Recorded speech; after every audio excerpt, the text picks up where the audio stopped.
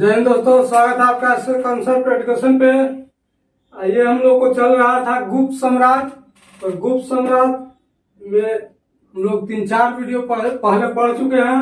आइए आज हम लोग को स्कंद गुप्त के बारे में चर्चा करना है और इसके बाद लगभग अभी एक वीडियो और आएगा, समझिए 2 वीडियो भी और आएगा, जिसको में इसका संस्कृति का उल्लेख होगा दूसरा वीडियो में। आइए आज हम लोग स्कंद गुप्त पढ़ते हैं। क्या स्कंद गुप्त जो शासक था उसका शासन काल 455 से लेकर के, कब से 455 से लेकर के 467 ईस्वी तक रहा था। कितना तक? 467 ईस्वी तक स्कंद गुप्त का शासन काल रहा था। और इसके बारे में जानकारी कहाँ से मिलता है? तो देवरिया में स्थित केहोम अभिलेख है। कौन? केहोम अभिलेख है देवरिया में स्थित केहोम अभिलेख है, उसको से स्कंद गुप्त के बारे में जानकारी मिलता है, जो स्कंद गुप्त का ही अभिलेख था। क्या स्कंद गुप्त जो एगो अभिलेख लिखवाया था वो कहाँ से मिला है? तो देवरिया से मिला है। कहाँ से? देवरिया से मिला है, जिसको में स्कंद गुप्त की शासन की सारी व्याख्या है। क्या है? सारी व्याख्या था। स्कंद गुप्त के शासन का कब से कब तक था? तो 455 से 467 ईस्वी तक था। और इस बात की जानकारी स्कंद गुप्त द्वारा लिखा, समुद्र गुप्त द्वारा लिखा जो है देवरिया में स्थित केहोम अभिलेख से पता चलता है। किससे? केहोम अभिलेख से पता चलता है कि स्कंद गुप्त की सारी घटनाओं के बारे में। महत्वपूर्ण घटना क्या है? स्कंद गुप्त के समय का महत्वपूर्ण घटना क्या है? तो इसके समय में क्या हुआ था कि भारत पर हुनों का आक्रमण हुआ था। क्या? हुनों का आक्रमण हुआ था इसके समय में। इसके पिछला वीडियो में हम लोग क्या पढ़े थे कि रामगुप्त पर, किसको पर? रामगुप्त पर शक आक्रमण किया था और अपने बीवी को, क्या अपने पत्नी को देने के लिए मान गया था स्कंद गुप्त।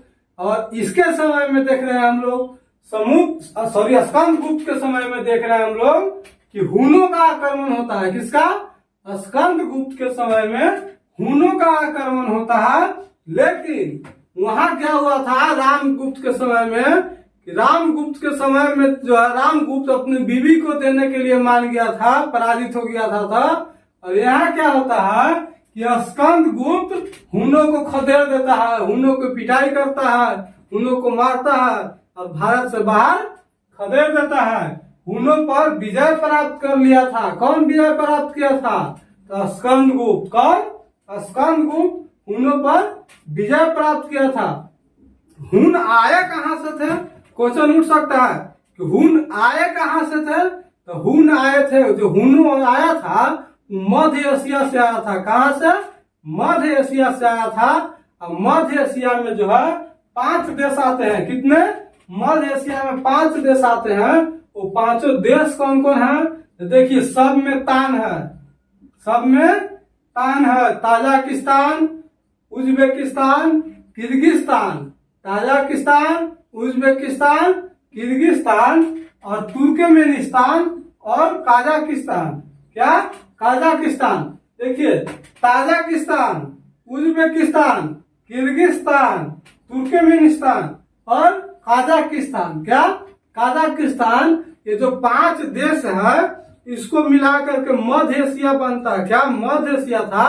और मध्य एशिया से ही हुन लोग आया था। कौन आया था? हुन आया था, जो स्कंद गुप्त के समय में आया था। और स्कंद गुप्त इस लोग को, हुनों को बहुत मारा था, यानी हुनों को पराजित किया था। क्या किया था? पराजित किया था। कौन पराजित किया था हुनों को? तो स्कंद गुप्त। कौन?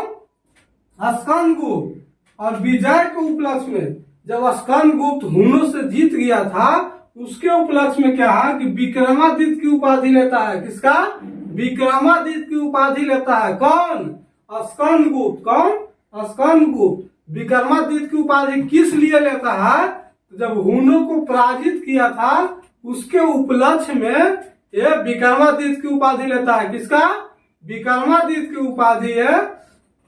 हुनों को जब पराजित किया था, हुनों को मार करके भगाया था अपने राज्य से, तो उसके उपलक्ष्य में ये कहता है कि हम विक्रमादित्य हैं। क्या?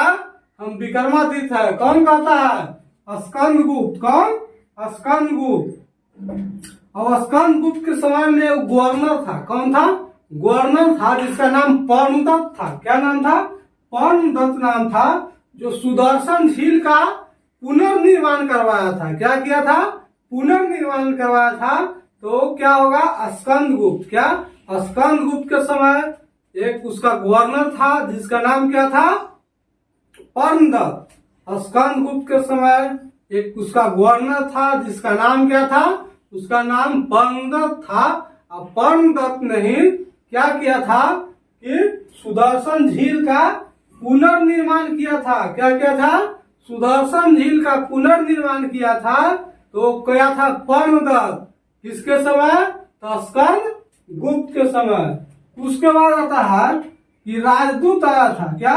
जो राजदूत है, जो राजदूत होता है, अभी भी हम लोग राजदूत देखते हैं कि भारत के राजदूत अमेरिका में, रूस में, रूस के अमेरिका में, अमेरिका का भारत में, ये सब क्या है कि राजदूत भेजने की वहाँ परंपरा। राजदूत वहाँ रहता है, वहाँ के सारी जानकारियां को एकत्रित करता है, उसके बारे में बताता है, सरकार को अवगत कराता है। तो वही राजदूत है जो क्या था कि स्कंदगुप्त अपना एक राजदूत भेजा था। कहाँ भेजा था? तो चीन के राजा के पास। कहाँ? स्कंदगुप्त जो है वो अपना राजदूत चीन के राजा के पास भेजा था। क्वेश्चन यहाँ से पूछता है कि स्कंदगुप्त जो है वो अपना राजदूत कहाँ भेजा था। तो पूछेगा कि क्वेश्चन कि स्कंदगुप्त अपना राजदूत कहाँ भेजा था, तो चीन के राजा के पास भेजा था। आइए इसको एक बार फिर से रिवाइज कर लेते हैं ताकि हम लोग को वीडियो में ही ठीक ढंग से याद हो जाए। आइए, स्कंदगुप्त। क्या? स्कंदगुप्त का शासनकाल कब से कब तक? 455 से 467 ईस्वी तक। स्कंदगुप्त का शासन कब से कब तक रहता है?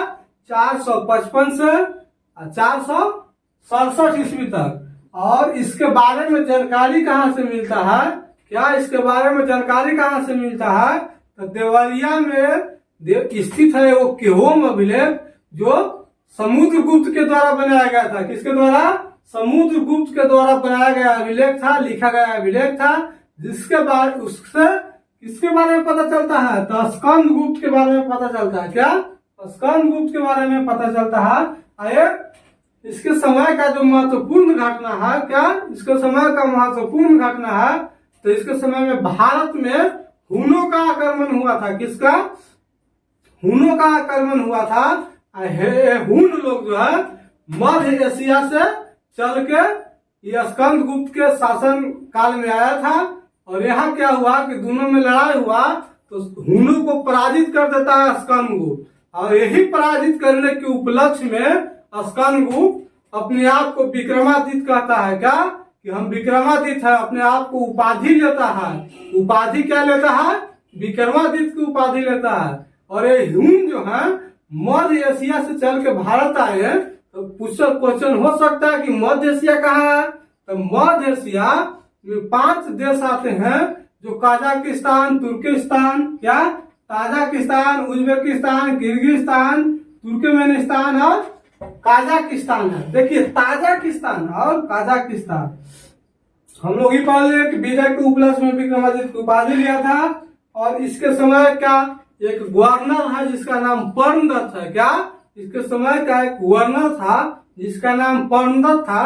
तो परमदत्त ने सुदर्शन झील का पुनर्निर्माण, क्या पुनर्निर्माण करवाया था। और निर्माण कब हुआ था? चंद्रगुप्त मौर्य के समय। कब? चंद्रगुप्त मौर्य के समय। और देखिए, स्कंदगुप्त जो होता है, स्कंदगुप्त अपना राजदूत चीन के राजा के पास भेजता है। और इसके बाद का राजा जो हुआ वो पुरुगुप्त हुआ। कौन? और इसके बाद लगभग छोटा छोटा राजा होते हैं। और उसके बाद गुप्त वंश का पतन हो जाता है। और इसके बाद फिर हम लोग इसका अगला वीडियो में जो हम लोग पढ़ेंगे उसका प्रशासन के बारे में पढ़ेंगे कि गुप्त वंश का प्रशासन कैसा था। इसका अगला वीडियो, लगभग अभी 2 वीडियो और आएगा। चैप्टर थोड़ा बड़ा था, एक भी राजा को हम छोड़ना नहीं चाहते थे कि जहां से क्वेश्चन आए और एग्जाम में न बने तो फिर पढ़ने का मतलब ही क्या हुआ। गुप्त साम्राज्य पढ़ रहे हैं तो गुप्त साम्राज्य से एक भी क्वेश्चन नहीं छूटना चाहिए। तो अगर हम कोई राजा को छोड़ देते हैं, कम वीडियो आता, तो अगर एग्जाम में क्वेश्चन आता छूट जाता तो फिर पढ़ने का कोई फायदा ही नहीं। तो सभी राजा को हम लोग बारी बारी से पढ़ के खत्म कर ले। यही वीडियो 2 वीडियो ज्यादा हो जाएगा, क्या होगा। आइए पुरुगुप्त, हम लोग को किसके बारे में चर्चा करना है, पुरुगुप्त के बारे में चर्चा करना है। तो पुरुगुप्त का शासनकाल 467 से लेकर के, कब से 467 से लेकर के 472 ईस्वी तक। कब तक 467 से लेकर के 472 ईस्वी तक पुरुगुप्त का शासन रहता है। किसका, पुरुगुप्त का शासन रहता है। पुरुगुप्त कौन था, तो पुरुगुप्त के स्कंदगुप्त के सौतेला भाई था। कौन, पुरुगुप्त जो है वो स्कंदगुप्त का सौतेला भाई था। क्या था, स्कंदगुप्त का सौतेला भाई था पुरुगुप्त, जो शासन कब से कब तक करता है, 467 से 472 ईस्वी तक। कब तक, 467 से 472 ईस्वी तक शासन करता है। और पुरुगुप्त का माता का नाम क्या था, तो अनंत देवी। क्या क्वेश्चन आता है एग्जाम में कि पुरुगुप्त का माता का नाम क्या था, तो अनंत देवी। और उपाधि क्या लिया था, तो उपाधि लिया था श्री विक्रमक के। हम लोग पीछे देखे कई राजाओं ने श्री विक्रमक की उपाधि ली है और सब गुप्त शासक ने लिया था। तो आइए पुरुगुप्त भी उपाधि लेता है श्री विक्रमक के। पुरुगुप्त का शासन कब से कब तक, तो 467 से लेकर के 472 ईस्वी तक। कब तक, 467 से 472 ईस्वी। स्कंदगुप्त का सौतेला भाई रहता है पुरुगुप्त, और पुरुगुप्त का माता का नाम अनंत देवी होता है। क्या, अनंत देवी होता है। और उपाधि लेता है श्री विक्रमक के। सिर्फ इतना ही क्वेश्चन हम लोग को पढ़ना था पुरुगुप्त में। उसके बाद आता है कुमारगुप्त द्वितीय। क्या, कुमारगुप्त द्वितीय। हम लोग कुमारगुप्त फर्स्ट पढ़ चुके हैं, अगर नहीं पढ़े हैं तो जा करके पीछे पहला वीडियो पढ़िए। अगर गुप्त साम्राज्य पढ़ रहे हैं तो गुप्त साम्राज्य शुरू से पढ़ते आइए, भाग 1, भाग 2, भाग 3, भाग 4 और पूरा गुप्त साम्राज्य पढ़िए। देखिए क्वेश्चन एग्जाम में एक भी नहीं छूटेगा क्वेश्चन एग्जाम में। आइए कुमारगुप्त से पढ़ते हैं। कुमारगुप्त का शासनकाल 472 से 467 ईस्वी तक रहता है। बस सिर्फ कुमारगुप्त से इतना ही क्वेश्चन पूछता है। कुमारगुप्त का शासनकाल 472 से 467 ईस्वी तक रहता है। और यूपी के जो है सारनाथ, यूपी के सारनाथ से एक अभिलेख प्राप्त हुआ है। क्या, एक अभिलेख प्राप्त हुआ है जो भगवान बुद्ध के जो प्रतिमा है ना उसको नीचे लिखा हुआ अभिलेख था। यूपी में सारनाथ का जो जगह है, यूपी में सारनाथ जगह है, वहां से एक अभिलेख की प्राप्ति हुआ है जो बुद्ध की प्रतिमा है सारनाथ में। अब बुद्ध के प्रतिमा के नीचे कुछ लेख लिखा हुआ है, वो कुमारगुप्त का ही अभिलेख है। क्या, कुमारगुप्त द्वितीय का ही अभिलेख है। इसको याद रखना, कुमारगुप्त द्वितीय का अभिलेख है जो सारनाथ, यूपी का जो सारनाथ जगह है, सारनाथ जगह से ही बुद्ध के प्रतिमा के नीचे से एक अभिलेख लिखा हुआ मिला है। बुद्ध के प्रतिमा के नीचे कुछ लिखा हुआ मिला है जिसको अभिलेख कहते हैं, और वो अभिलेख कुमारगुप्त द्वितीय का था। इसके आगे का राजाओं को हम लोग अगला वीडियो में चर्चा करेंगे। उम्मीद करते हैं वीडियो पसंद आ रहा होगा। अगर वीडियो पसंद आ रहा है तो वीडियो को लाइक, शेयर, कमेंट और चैनल को सब्सक्राइब जरूर कर लें और अपना परिवार को पढ़ाने में सपोर्ट करें। जितना ज्यादा से ज्यादा हो सके वीडियो को शेयर करिए। वीडियो को शेयर करिएगा तभी हम लोग को हौसला बढ़ेगा। आइए, उम्मीद करते हैं वीडियो पसंद आ रहा होगा। चैनल को सब्सक्राइब और लाइक और शेयर जरूर करें। धन्यवाद।